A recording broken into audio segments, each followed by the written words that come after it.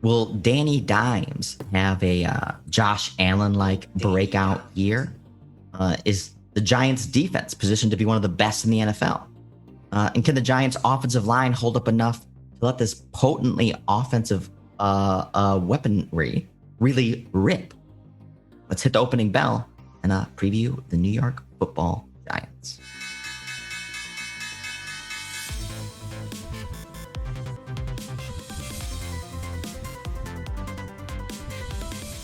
Welcome, Kings, to this edition of the Not Your Daddy's Sports Betting Podcast and live stream presented by SportfolioKings, the future of plus EV sports betting research, where we leverage fundamental handicapping, data science, and Wall Street-style portfolio management principles to help make you a sharper, more informed bettor. Indeed. Welcome, everyone. It's preseason 2021. Throughout the course of this whole summer, we're diving into all 32 teams. We'll be evaluating each team's market expectations, providing you with our kind of preliminary thoughts, analysis, predictions as we head into mid-September for week one. So, Zach, let's talk about some Giants football. Looking back at 2020, Vegas estimated wins was 6 going into last year. Kind of met expectations. I know actually the Vegas estimated wins actually moved up to 6.5, throughout the later portion of the summer. We bet the under on the Giants, so they snuck under it just barely there. ATS record 9-7, so definitely outperformed from a Vegas perspective, and that's always the thing that we care about the most. Average margin of victory, negative approximately 5 points. Average cover, though, actually positive, so almost, a half point there. And then that was in conjunction with a realized strength of schedule of second. So some positive, kind of key takeaways there. What else do you have there? Yeah, as far as looking back at last year, kind of a big theme I was thinking about today before we got into this live stream pod, etc., was, really looking at teams top down. So from organizationally, the Giants to me last year exhibited, and the last few years have exhibited just terrible management, right? And I think you've seen it in how they handled the OBJ situation, Eli Manning staying too long, giving Danny Dimes like way more leash than I would give him. I think he's washed up and no good. Gettleman's draft picks and poo-pooing, analysts, data analysts, and then all of a sudden being like, I'm just kidding. I like data analysts. I'm going to get 4 of them on my team next year. Like, it's just like this team organizationally, top down, something's not right. And I think it's definitely obviously the GM. I think it's probably the coach. And then it's definitely the quarterback who's probably the 30th ranked quarterback in the NFL. So I don't have a lot of love. That is some bearish commentary. Yeah. I mean, but again, it's and the reason I wanted to bring this up in regards to the Giants and start off on this kind of like hot take, because I was thinking about other organizations like the Jets and Giants and, some other ones and, and the Panthers like we recently did. And what's the difference? Like, what's in the water? What are they drinking, right? And to me, the Giants, I mean, they drafted Saquon Barkley 2nd overall when they didn't have QB. Like, what are you doing? Like, what are you doing? You don't even have to know that running backs are not as important as they maybe used to be to recognize that that's a losing strategy, right? It's like in a poker game. You're playing from behind and you put yourself in that position on purpose. Well, why did you do that? You don't have to do that. You don't need Saquon Barkley. And I mean, obviously they can't even, if you don't have a good offensive line, you can't even run. So what are you doing? So it's just the decision making, and then the pick this year with is it Toomey, who was picked in the first round, who we'll get to. It's just, I think you have to start with looking at teams on a macro level. Like, Will they have a good year on an occasion? Sure. Will that be an outlier year or an event? That can always happen. But like foundationally, there's a reason why the Ravens are always good. Look at Jim Harbaugh. How many years have they been a solid 10-win team at minimum, always in the mix, always put on a good product, even when their quarterbacks change, even when their entire system changes? And obviously you can go to Bill Belichick and other coaches. But I mean, a team like the Giants, you cannot trust. And so based on last year, I think we just saw more of the same. I think Joe Judge is in over his head as a head coach. I think Danny Dimes, as you predicted, when he was drafted, you said he's going to suck. And then he had that hot run of 3 or 4 games in the beginning of that first rookie season when he replaced Eli Manning. And I think everyone just like pushed out what they originally thought of Danny Dimes. They even named him Danny Dimes, which he is not diming anything. Rarely. So it's just like, I don't know. I think this is the blow up year, personally. But sorry, I'm getting ahead of ourselves. Last year, what is interesting if we look at the chart for those of you who are able to on YouTube or the live stream, basically we're seeing some interesting trends, and we've seen this through the other teams we've reviewed so far, is, you know, when the market jumps off a team, seems to hit.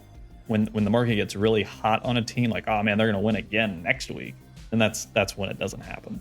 So is there anything you want to touch on in regards to kind of what you've seen with those when the market's really on a team on a given week? That seems to be when the rug gets pulled out. Yeah, so we're in the process too of building a signal again around this, try to exploit these types of opportunities on a more systematic way in 2021. But again, just anecdotally, again, for the benefit of those who can see the screen here, we're looking at the Giants 2020 week by week performance relative to spread expectations. And in this chart, for those again who can see it, the blue bar is means they covered, red bar they didn't cover, and then the size of that bar indicates the broader kind of level of market support using the super contest pick allocations as a proxy.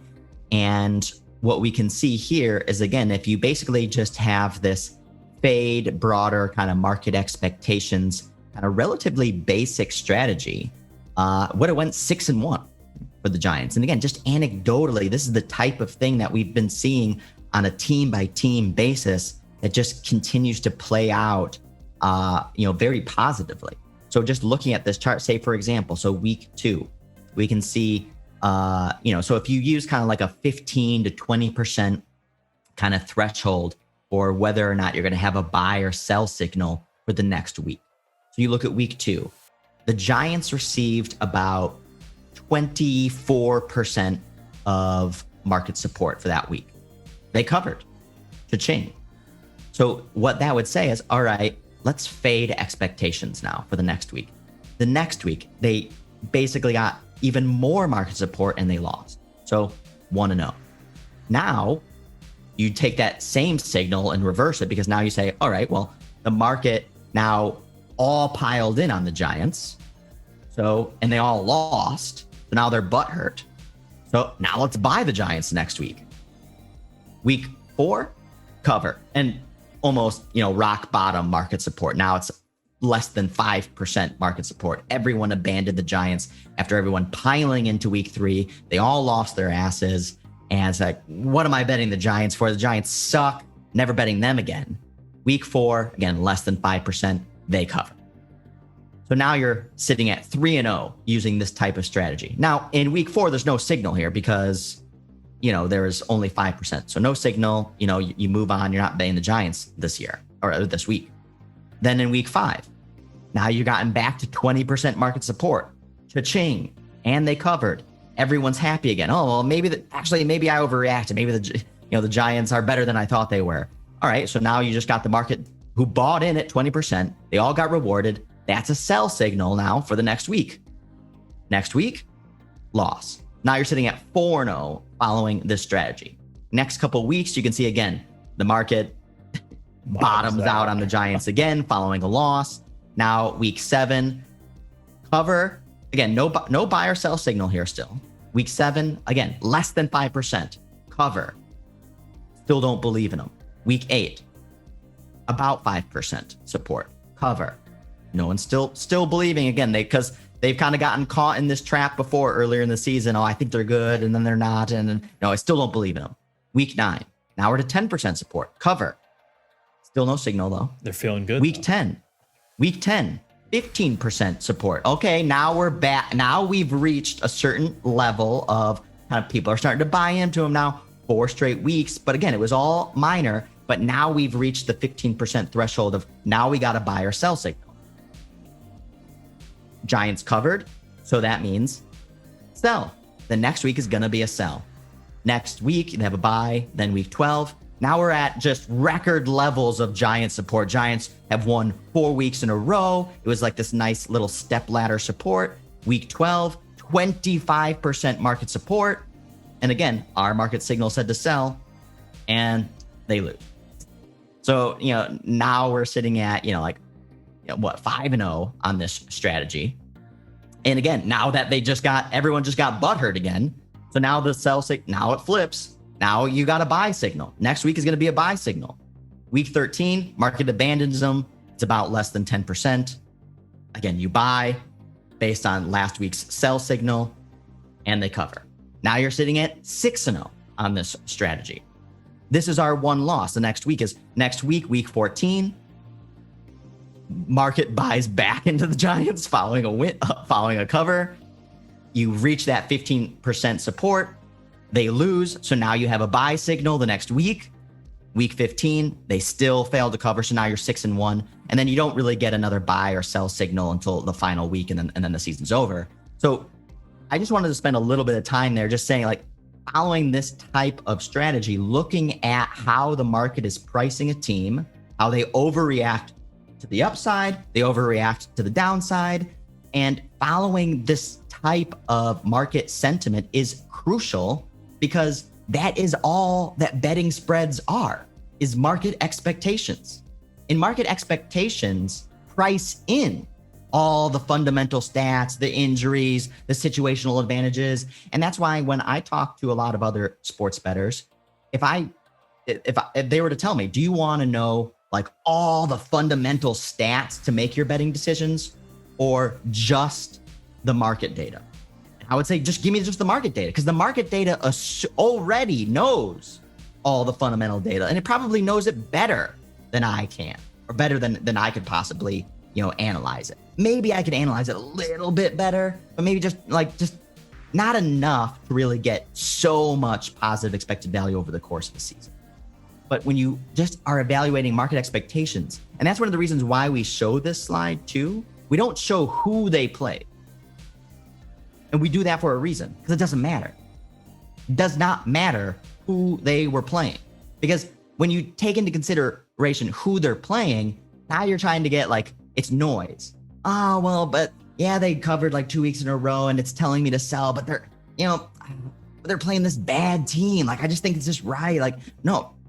Or hey, the signal's telling me to buy, but they can't cover this game. This is a bad situation. The number's ugly. They're playing this good team. You're not following the systematic strategy then.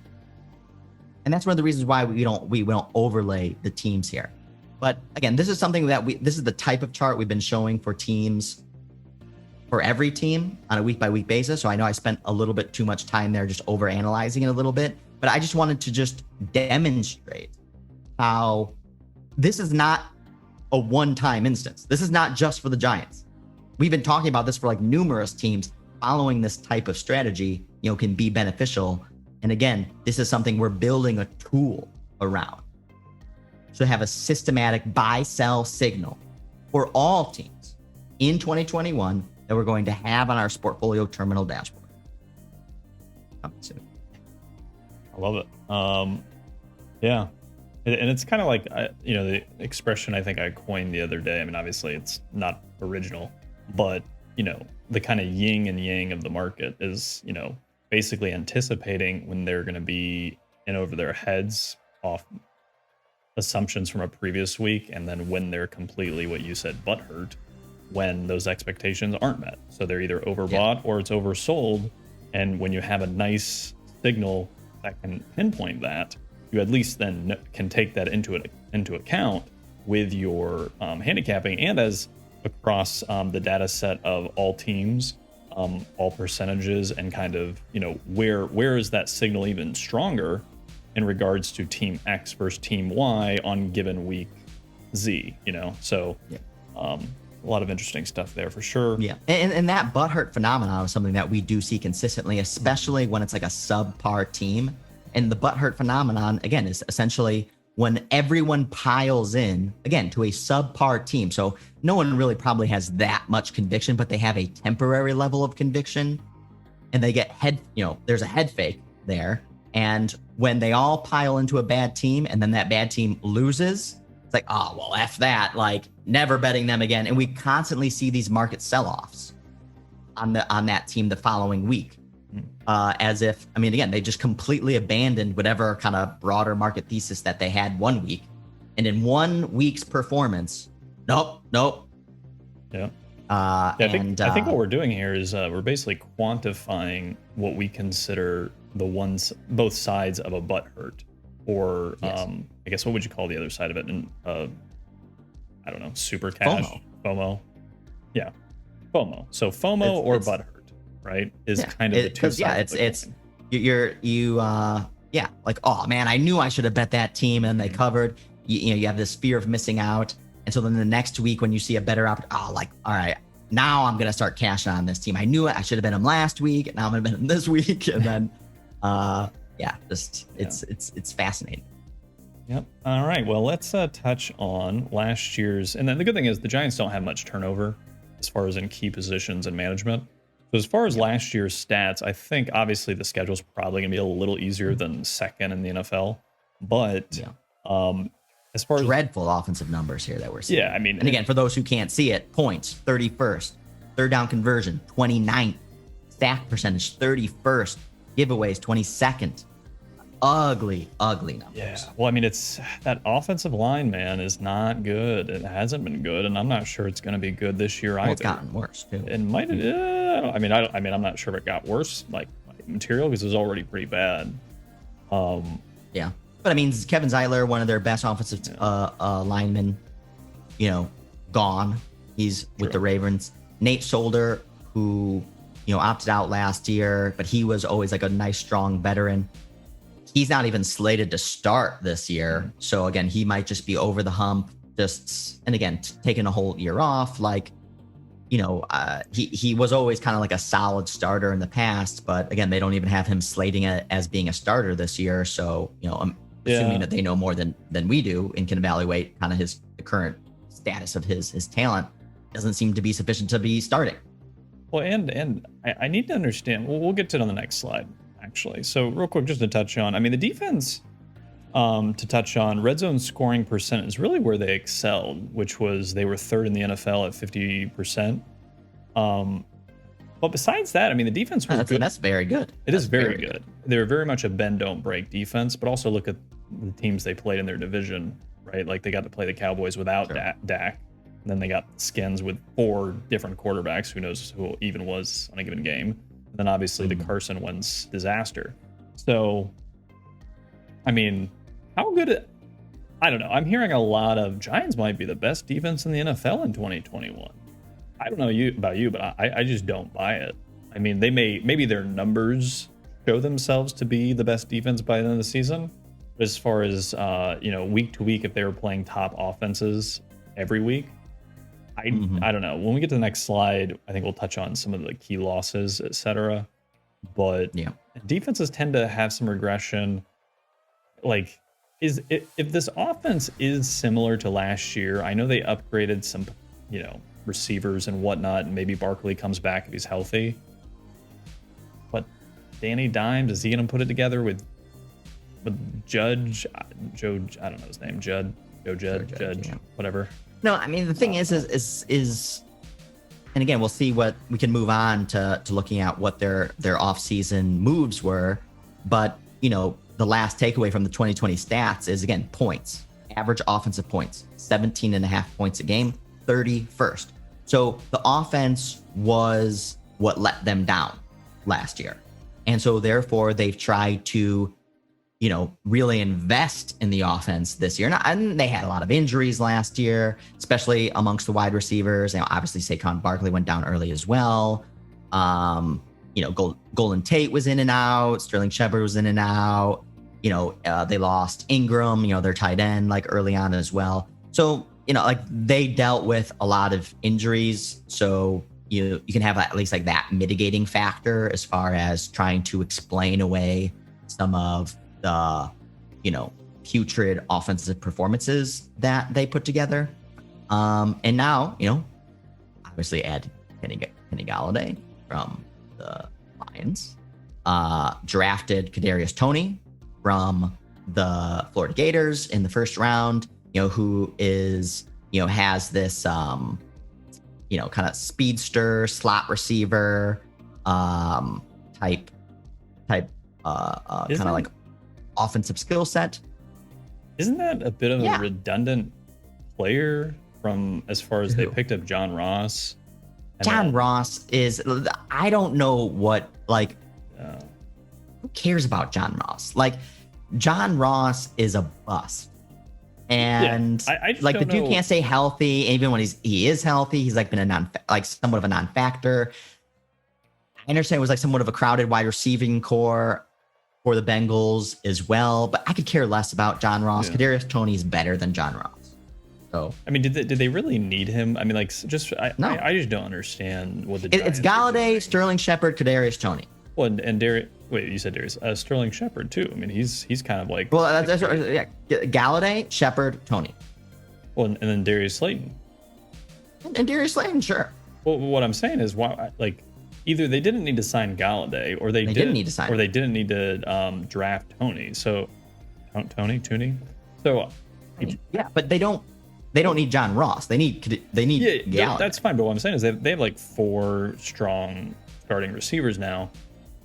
I just don't. And if your offensive line isn't good, I don't know. I just don't know what you're doing. Like, what the heck are you doing? Well, how much did they spend on Ross? $2.5 million. I mean, it's whatever. Yeah, I mean, Ross is irrelevant. I just don't. Again, it's from an organizational standpoint, and a lot of Gettleman's kind of like outlooks and research you do on him. And remember, who's the offensive coordinator? Remember, I know who it is. Jason Garrett. Is he going to put it together with Danny No Dimes? I don't know, man. This. First of all, I'm hard for me not. to see the path. I want to also address your extreme bearish sentiment on the Giants, which I personally am surprised by. Very bearish. I mean, so somebody. I was bearish on Danny Dimes going into the season. I mean, when he was drafted, but he has outperformed my very bottom bucket expectations. Literally, his downfall is turnovers, holding onto the ball too long. But he's not a good passer either. No, but I see Like from upside. I mean, I see upside. I don't know, man. I see upside. He's not, but I'm not saying it's gonna materialize this year, because one of the things we haven't talked about, or we briefly mentioned, was just the offensive line was one of their biggest weaknesses last season, and that was the one thing that they did not make better this season. Again, So they looked at their offensive stats and said, we can't score, so let's sign more wide receivers. We're gonna get Barkley back, but didn't conclude that, well, maybe we should invest in the component that was really the cause of our downfall, which was not protecting Danny Dimes to a sufficient degree to allow him to process the field, because maybe he's not the sharpest guy. And that's one of the reasons why he's holding on to the ball too long, because he's not decisive. Yeah. I don't think he's going to be decisive. And also he's not being given enough time. Well, so to your point, and that's fine. We can say Danny Dimes is given, a bad deal, but so he's not going to get better in that structure of a bad deal, right? I mean, he's still going to have a poor offensive line. He's still going to have poor coaching. In the early training camp, the defense was kicking the offense's butt, and Jason Garrett's like calling the offense over to lecture them about being better. And I mean, obviously it's early, but it's just like, I don't know. I mean, we saw Jason Garrett is not a plus. No, what I'm saying is we've now seen this movie, right? What is going to be different this year, other than maybe a lighter schedule, which we'll get to? Well, let's get to the schedule. Team. All right, let's get to the schedule. 10th estimated strength of schedule. 10th estimated Vegas wins 7. So there are depressed expectations for the Giants, and obviously the broader kind of market consensus is the worst division in football. That every team is basically bad, except for probably everyone thinks that the Cowboys are by far the best team, which I disagree with strongly, which we will get into future NFC East previews. But I do not think that the Cowboys are going to win the division. So yeah. So just to read out the schedule to kind of see how the season might play out for the Giants, obviously pending injuries can change everything, but they lead out with Broncos, Washington, Falcons, Saints, Cowboys. So there are some winnable games there, right? So they could squeeze out 2 or 3 wins in that stretch in the first quarter of the season, let's say. Then they go to the Rams, Panthers, Chiefs, Raiders, Bucks. I mean, they'll be lucky to get 2 wins. I like the bye, which you skipped. The bye right before the Bucks. Sure, maybe. And that is a perfectly positioned bye. Week 10. Oh, for as far as spread, yes. I'm just talking about just kind of as a macro team kind of setup on the season. Sure, but remember, Giants played the Bucks tough last year. This is the one thing, another that when we didn't really touch upon it for week 20. I bet that in 2020 is the Giants played a lot of teams tough. They did. And that's despite Jason Garrett, despite a bad offensive line, despite injuries, despite 17 points a game. But again, it really was the defense keeping them in the game, which obviously then for sure you just need one big drive. But you could also make an argument that defense has gotten better. I mean, talking about the best defense in the NFL, I don't even know where you're hearing that. That's dumb. I've heard a couple of people be like, could the Giants be the best defense in the NFL this season? Which again, I mean, who knows? But I don't think that. I mean, they could definitely be one of the better defenses. I mean, it's hard to really.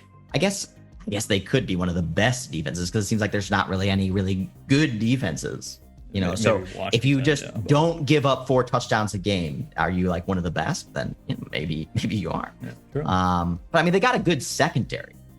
I mean, they have good pieces. I mean, obviously. So they signed Adoree Jackson. One of the things that we didn't necessarily talk a ton about. They got Logan Ryan, Jabril Peppers, James Bradbury. Mm-hmm. That's a strong, secondary, strong secondary. No doubt. Xavier McKinney, they also picked up. I mean, again, it's a getting older, so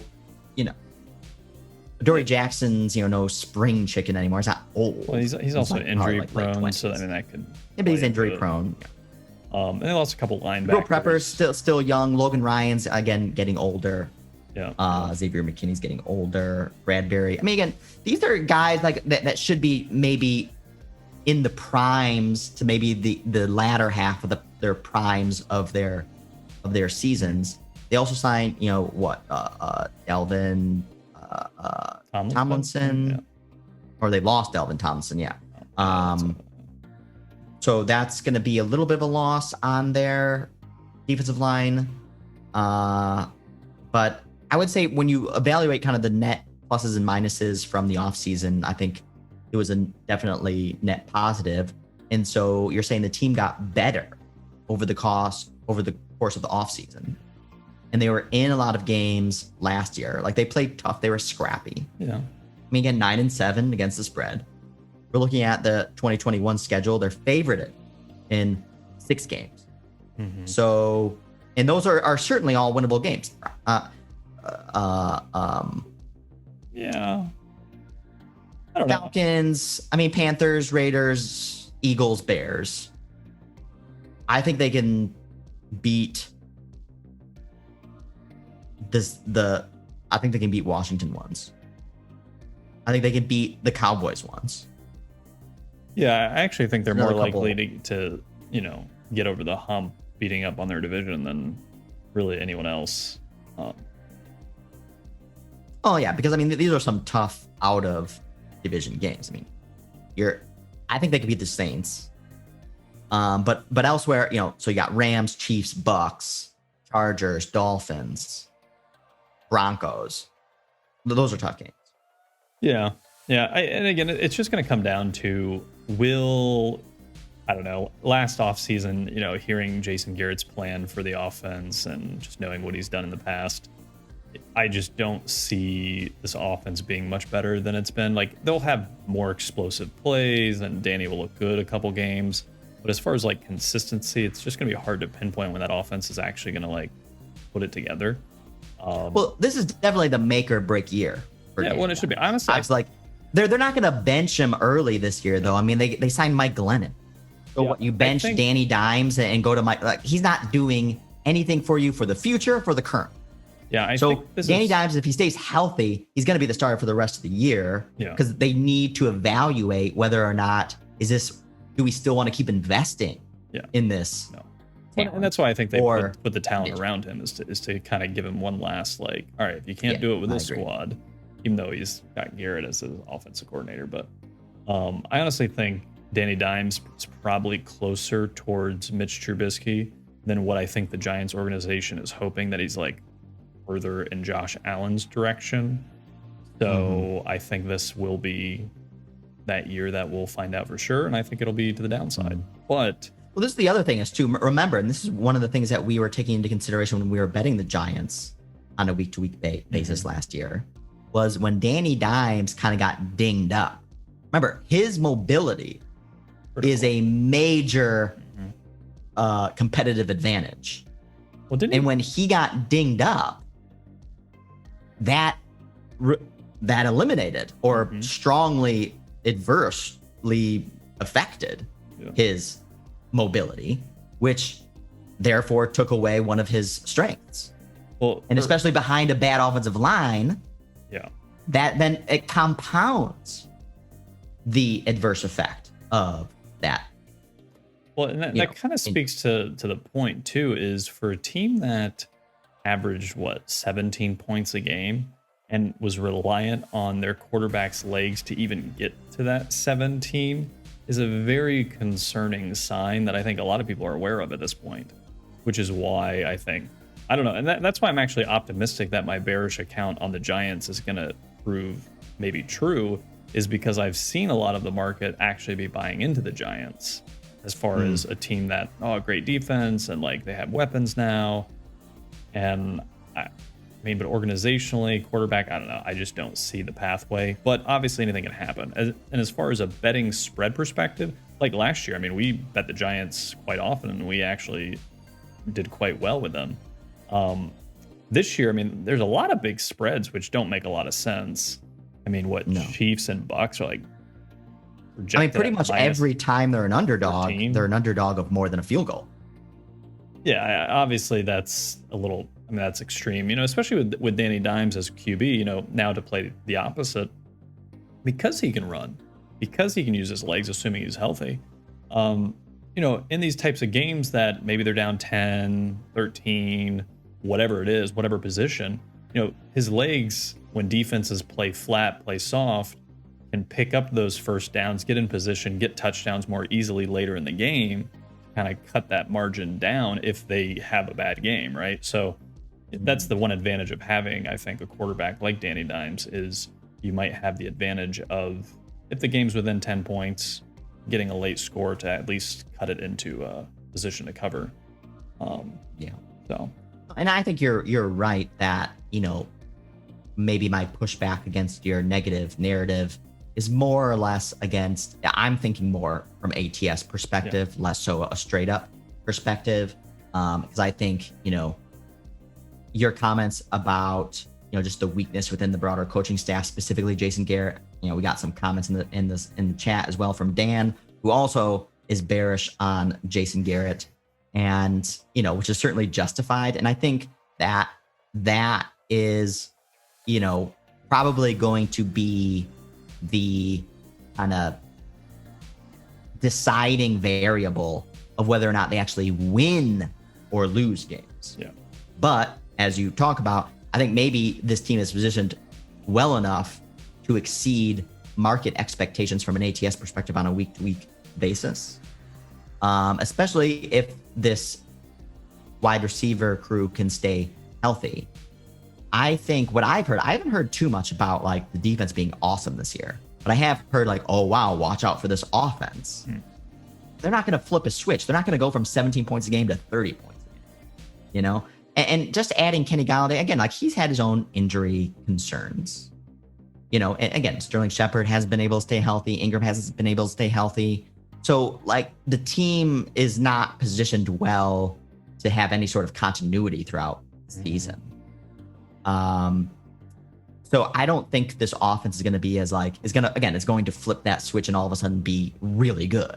Yeah. But again, if they can just not be 31st, can they squeeze out another 1 or 2 wins? And maybe the defense doesn't regress and it can stay just as good, maybe if not a little bit better. Can they exceed the 7 estimated wins for the season? Can they be 9-7 or now we have an extra game, but can they be 10-7?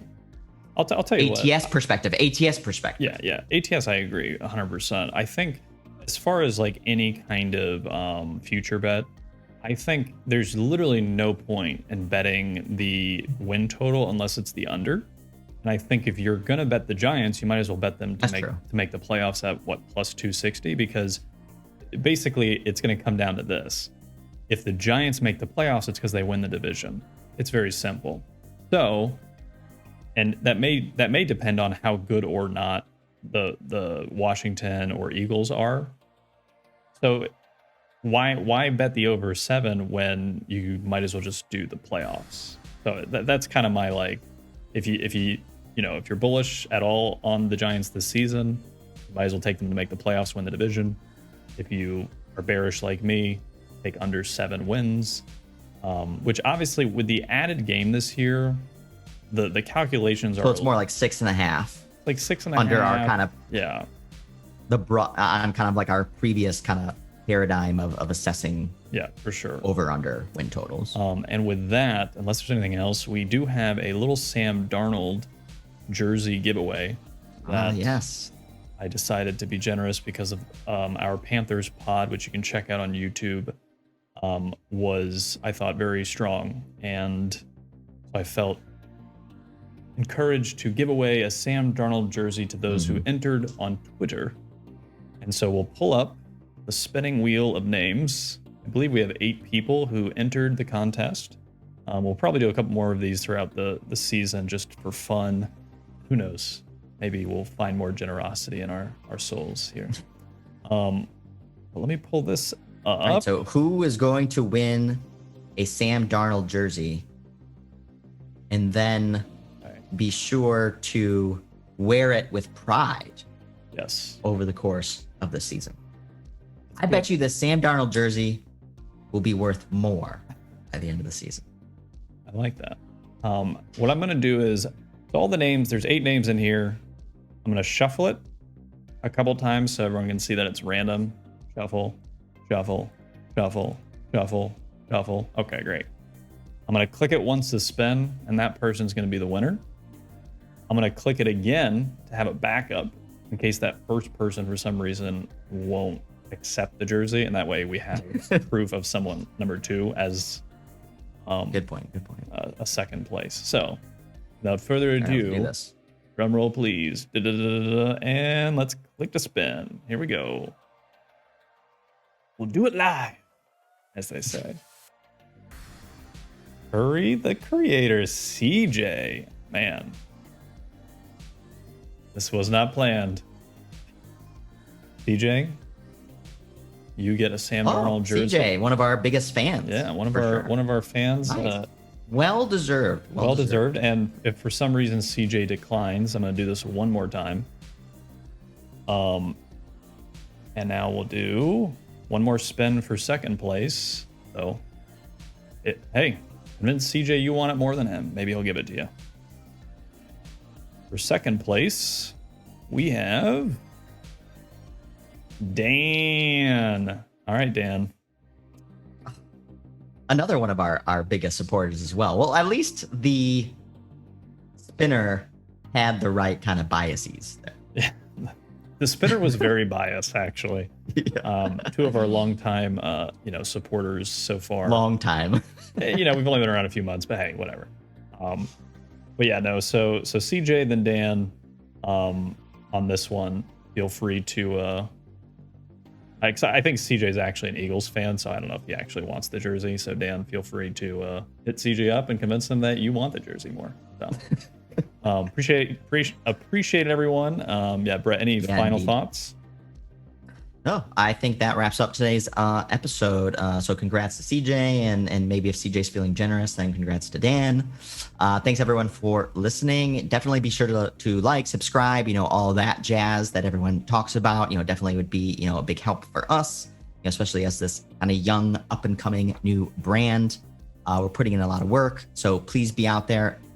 Check us out, the SportfolioKings platform, sportfoliokings.com. If you're listening to the full episode, remember we're talking about that systematic kind of buy, sell, signal strategy. We're going to build out a tool, and that is going to be on our Sportfolio terminal. So you will be able to get access to that if you sign up. We'll also be offering our own in-house managed portfolios. Again, those will be free over the course of the full season and forever. That's going to be basically how we are using the tools to express our kind of broader market positions, basically our picks for the week. And we'll be sharing those for free again, never selling any picks ever. And so, like I said in the beginning, this definitely, as you can tell, not your daddy's kind of sports betting platform. So let's get out there. Let's get prepped to take your bookie to the woodshed. And King me.